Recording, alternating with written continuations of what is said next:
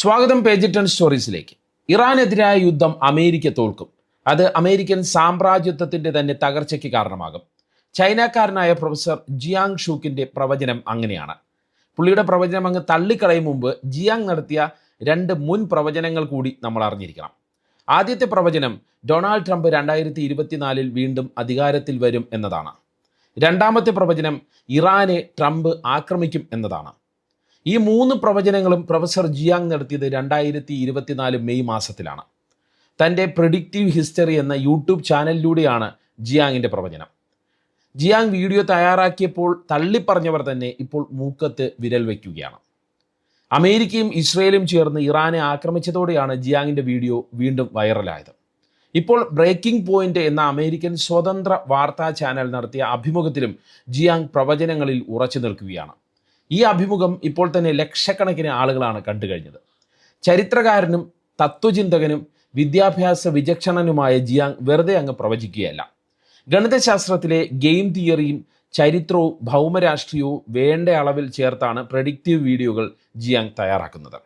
എന്തുകൊണ്ടാണ് അമേരിക്ക യുദ്ധം തോൽക്കുമെന്ന് ജിയാങ് പറയുന്നത്? അതിന് കൃത്യമായ 7 പോയിന്റുകൾ പ്രൊഫസർ ജിയാങ് മുന്നോട്ട് വയ്ക്കുന്നുണ്ട്. അതിൽ പലതും ഇപ്പോൾ തന്നെ സംഭവിച്ചു തുടങ്ങിയിട്ടുമുണ്ട്. അത് നമുക്ക് പരിശോധിക്കാം. ഒന്നാമത്തെ പോയിന്റായി പ്രൊഫസർ ജിയാങ് പറയുന്നത് ഇതാണ്: 20 വർഷത്തിലധികമായി അമേരിക്കയെ നേരിടാൻ ഒരുങ്ങിയ ഒരു ജനതയും നേതൃത്വവുമാണ് ഇറാനിലേത് എന്നതാണ്. കാരണം അവർക്ക് ഇത് മതപരമായ വിശ്വാസത്തിൻ്റെ പോരാട്ടമാണ്, മഹാസാത്താനെതിരായ യുദ്ധമാണ്. അതുകൊണ്ട് തന്നെ ആയത്തുള്ള അലി ഖൊമൈനിയുടെ രക്തസാക്ഷിത്വം അവരുടെ ലക്ഷ്യത്തെ ഒന്നുകൂടി ശക്തമാക്കുകയുള്ളൂ. അതിനാൽ ഈ യുദ്ധത്തിൽ മാനസികമായ മേൽക്കൈ ഇപ്പോൾ ഇറാനാണ്. അവർക്ക് ഒന്നും നഷ്ടപ്പെടാനില്ലെന്നും ജിയാങ് പറയുന്നു.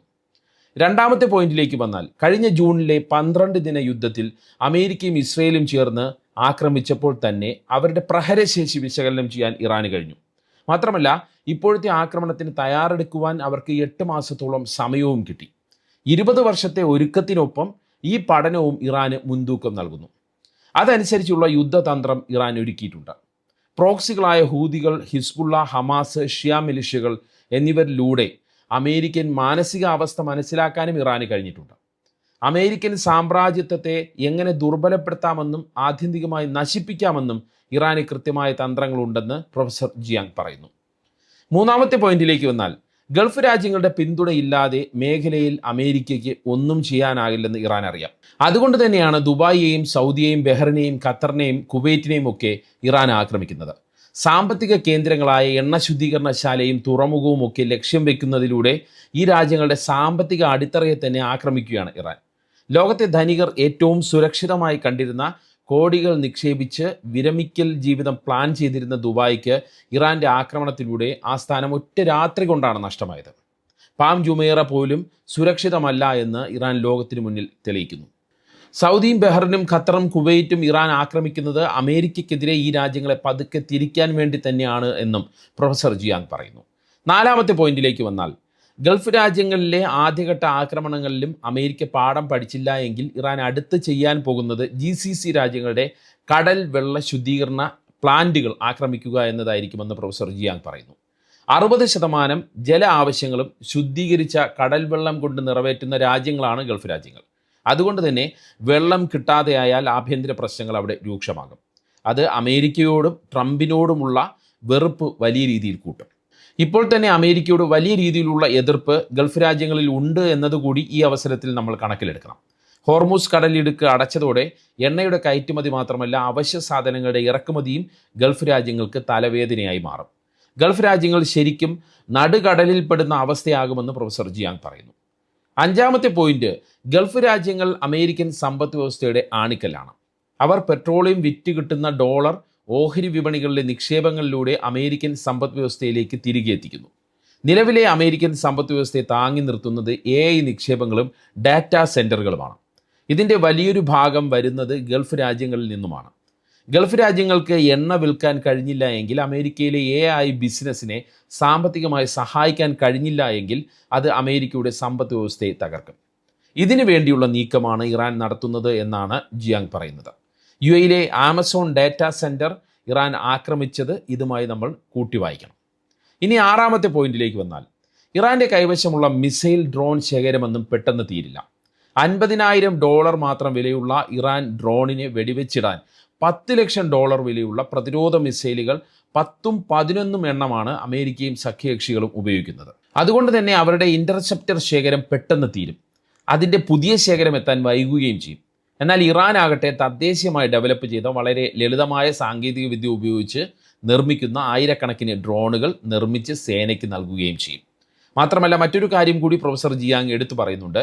അമേരിക്കൻ സൈന്യം 21-ാം നൂറ്റാണ്ടിലെ യുദ്ധം ചെയ്യാൻ രൂപകൽപ്പന ചെയ്തതല്ല, അത് ശീതയുദ്ധം നേരിടാൻ രൂപകൽപ്പന ചെയ്തതാണ്. ശീതയുദ്ധം എന്നത് കരുത്ത് കാട്ടലായിരുന്നു. ആരാണ് ബഹിരാകാശത്തേക്ക് ആളുകളെ അയക്കുന്നത്, ആർക്കാണ് ചന്ദ്രനിൽ ആദ്യം എത്താൻ കഴിയുന്നത്, ആർക്കാണ് സങ്കീർണമായ മിസൈൽ സംവിധാനങ്ങൾ ഉള്ളത്, അങ്ങനെയുള്ള കരുത്തുകാട്ടൽ. അതുകൊണ്ട് തന്നെ അമേരിക്കൻ സൈനിക തന്ത്രം മുഴുവൻ വലിയ ചെലവുള്ള അതിനൂതന സാങ്കേതിക വിദ്യയെ ചുറ്റിപ്പറ്റിയുള്ളതാണ് എന്നും പ്രൊഫസർ പറയുന്നു. അതാണ് അമേരിക്കയ്ക്ക് ഇറാനെതിരെ വിനയാവുകയെന്നും പ്രൊഫസർ ജിയാങ് സമർത്ഥിക്കുന്നു. ഒരു കാര്യം ഓർക്കുക, ഇതെല്ലാം പ്രൊഫസർ ജിയാങ് 2024 നടത്തിയ പ്രവചനമാണ്. അമേരിക്കയുടെ മിസൈലുകൾ തീരുന്നുവെന്ന് പെൻറ്റഗൺ ട്രംപിന് കഴിഞ്ഞ ദിവസം മുന്നറിയിപ്പ് നൽകിയതിനെ ഇതിനൊപ്പം നമ്മൾ ചേർത്ത് വായിക്കണം. ഇനി 7ാമത്തെ പോയിന്റിലേക്ക് വന്നാൽ, തോൽക്കാതിരിക്കാൻ ട്രംപ് നെതന്യാഹുവിൻ്റെയും ഗൾഫ് രാജ്യങ്ങളുടെയും വാക്കുകേട്ട് ഇറാനിൽ കരയുദ്ധത്തിന് ഇറങ്ങുമെന്ന് ജിയാങ് പ്രവചിക്കുകയാണ്. വ്യോമാക്രമണം കൊണ്ട് ഭരണമാറ്റം ഉണ്ടായ ചരിത്രമില്ല, അതിന് കരസേന ആവശ്യമാണ്. അതിനാൽ അടുത്ത കുറച്ച് മാസങ്ങൾക്കുള്ളിൽ അമേരിക്കയുടെ മേൽ കരസേനയെ അയക്കാനുള്ള സമ്മർദ്ദം വർദ്ധിക്കും. അതായത് ഇറാനിലേക്ക് കരസേനയെ അയക്കാനുള്ള സമ്മർദ്ദം വർദ്ധിക്കും. Saudi Arabia, Qatar, UAE, Bahrain എന്നീ രാജ്യങ്ങൾ തകർന്നാൽ പെട്രോൾ ഡോളറും തീരും. പെട്രോൾ ഡോളർ എന്ന് വെച്ചാൽ പെട്രോളിയം ഉൽപ്പന്നങ്ങൾ നൽകുന്നതിന് പകരം ഡോളർ തിരിച്ചു നൽകുന്ന സംവിധാനത്തിന് പറയുന്ന പേരാണ്. അതിനാൽ അമേരിക്കയ്ക്ക് ഗൾഫ് രാജ്യങ്ങളെ സംരക്ഷിക്കേണ്ടതുണ്ട്. അതായത് ഈ പെട്രോൾ ഡോളർ സംരക്ഷിക്കാൻ വേണ്ടി ഗൾഫ് രാജ്യങ്ങളെ സംരക്ഷിക്കേണ്ടതുണ്ട്. മാത്രമല്ല അമേരിക്കൻ സമ്പദ് വ്യവസ്ഥയുടെ ആണിക്കല്ലുമാണ് ഗൾഫ് രാജ്യങ്ങൾ. അതുകൊണ്ട് തന്നെ ഗൾഫ് രാജ്യങ്ങളുടെ സമ്മർദ്ദത്തിന് വഴങ്ങിയും ഇസ്രയേൽ പറയുന്നത് കേട്ടും ഇറാനിലേക്ക് അമേരിക്ക കരസേനയെ അയക്കുമെന്ന് ജിയാങ് പറയുന്നു. അത് പക്ഷേ അമേരിക്കയ്ക്ക് $5 ട്രില്യൺ ബാധ്യത ഉണ്ടാക്കി വയ്ക്കുന്ന ഏർപ്പാടായി മാറുമെന്നും പ്രൊഫസർ ജിയാങ് പറയുന്നു.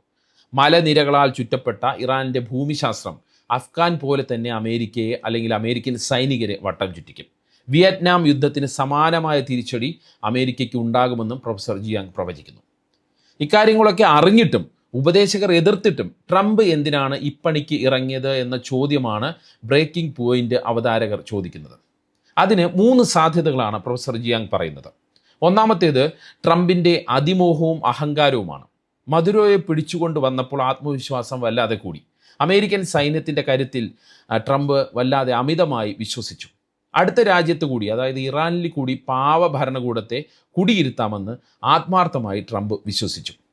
ഇതിനെ യൂറോപ്പ് കീഴടക്കിയ ആത്മവിശ്വാസത്തിൽ സ്റ്റാലിനെ ചൊറിയാൻ പോയി തകർന്ന് തരിപ്പണമായ ഹിറ്റ്ലറോടാണ് പ്രൊഫസർ ജിയാങ് ഉപമിക്കുന്നത്. ഇനി 2ാമത്തെ സാധ്യത തീർത്തും സാമ്പത്തികമാണ്. ഈ യുദ്ധം അമേരിക്കയ്ക്ക് ഗുണമില്ല എങ്കിലും ട്രംപിന് വ്യക്തിപരമായി ഗുണകരമാണ്. ഇസ്രയേലിനെ പോലെ ഇറാൻ്റെ നാശം കൊതിക്കുന്ന സൗദി അറേബ്യ ട്രംപിൻ്റെ മരുമകൻ ജെറാൾഡ് കുഷ്ണറുടെ ബിസിനസ്സിൽ മുടക്കിയിരിക്കുന്നത് $2 ബില്യൺ. ഇസ്രയേലി കോടീശ്വരി മിറിയം ആൻഡേഴ്സൺ ട്രംപിൻ്റെ 3ാം ഊഴത്തിനു വേണ്ടി വാഗ്ദാനം ചെയ്തിരിക്കുന്നത് $250 മില്യൺ. കൂടാതെ ഇറാനുമായുള്ള യുദ്ധം മോശമാവുകയും ട്രംപിന് കരസേനയെ ഉപയോഗിക്കേണ്ടി വരികയും ചെയ്താൽ അദ്ദേഹത്തിന് അടിയന്തരാവസ്ഥ അധികാരങ്ങൾ കിട്ടും. അതായത് ട്രംപിന് അടിയന്തരാവസ്ഥ അധികാരങ്ങൾ കിട്ടും. അമേരിക്കയിൽ അടിയന്തരാവസ്ഥ പ്രഖ്യാപിക്കപ്പെടും. ഇതിലൂടെ തെരഞ്ഞെടുപ്പിനെ സ്വാധീനിക്കാൻ ട്രംപിന് കഴിയും. അതും ട്രംപ് കണക്കിലെടുക്കുന്നുണ്ട്. ഇനി പ്രൊഫസർ ജിയാങ് പറയുന്ന ട്രംപ് യുദ്ധത്തിന് ഇറങ്ങാനുള്ള 3ാമത്തെ ഘടകം ചില രഹസ്യ സംഘടനകളുടെ സാന്നിധ്യമാണെന്നാണ് ജിയാങ് പറയുന്നത്. എപ്സ്റ്റീൻ ഫയലുകൾ പരിശോധിച്ചാൽ ലോകം ഭരിക്കുന്നത് ചില രഹസ്യ സംഘടനകളാണെന്ന് വ്യക്തമാണ്. വലിയ അധികാരമുള്ള വ്യക്തികളാണ് ലോകത്തെ നയിക്കുന്നത്. അവരുടെ സമ്മർദ്ദം കാരണമാണ് ട്രംപ് ഇറാനെതിരെ യുദ്ധത്തിന് ഇറങ്ങിയതെന്നും പ്രൊഫസർ ജിയാങ് വിശദീകരിക്കുന്നു. എന്തായാലും ഇതെല്ലാം അമേരിക്കയുടെ തകർച്ചയിലേക്ക് നയിക്കുമെന്നുള്ള കാര്യം പ്രൊഫസർ ജിയാങ് ഉറപ്പിച്ചു പറയുകയാണ്. യാഥാർത്ഥ്യത്തോട് വളരെ അടുത്ത് നിൽക്കുന്ന ശ്രദ്ധേയമായ വിലയിരുത്തലുകളാണ് പ്രൊഫസർ ജിയാങ് നടത്തുന്നത്. അദ്ദേഹം 2024 പറഞ്ഞ പല കാര്യങ്ങളും ഇറാനെതിരായ അമേരിക്കയുടെയും ഇസ്രയേലിൻ്റെയും ആക്രമണത്തിൻ്റെ ആദ്യഘട്ടത്തിൽ തന്നെ നടന്നു കഴിഞ്ഞു എന്നുള്ളതും നമ്മൾ ശ്രദ്ധിക്കണം. എന്തായാലും യുദ്ധ സാഹചര്യം എത്രയും പെട്ടെന്ന് അവസാനിച്ച് സമാധാനത്തിലേക്ക് ലോകം വളരെ പെട്ടെന്ന് മടങ്ങിയെത്തട്ടെ എന്ന് നമുക്ക് പ്രത്യാശിക്കാം. 3ാം ലോക മഹായുദ്ധത്തിൻ്റെ ഭീഷണിയാണ് നമുക്ക് മുന്നിലുള്ളത് എന്നുള്ളതും നമ്മൾ ഓർക്കണം. യുദ്ധം ഒരിക്കലും മനുഷ്യന് വിജയം സമ്മാനിച്ചിട്ടില്ല. അധികാര കേന്ദ്രങ്ങൾക്കാണ് യുദ്ധത്തിൻ്റെ ആവശ്യം എന്നതാണ് സത്യം. എന്താണ് ഈ വിഷയത്തിൽ നിങ്ങളുടെ അഭിപ്രായം? കമൻറ്റ് ചെയ്യുക. വാട്സപ്പിൽ പേജ് 10 സ്റ്റോറീസ് വീഡിയോകൾ കിട്ടാൻ കമൻറ്റ് ബോക്സിലുള്ള ലിങ്കുകൾ ക്ലിക്ക് ചെയ്യുക. വാട്സപ്പ് ചാനലിലോ വാട്സപ്പ് ഗ്രൂപ്പിലോ അംഗമാകാം. നന്ദി, നമസ്കാരം.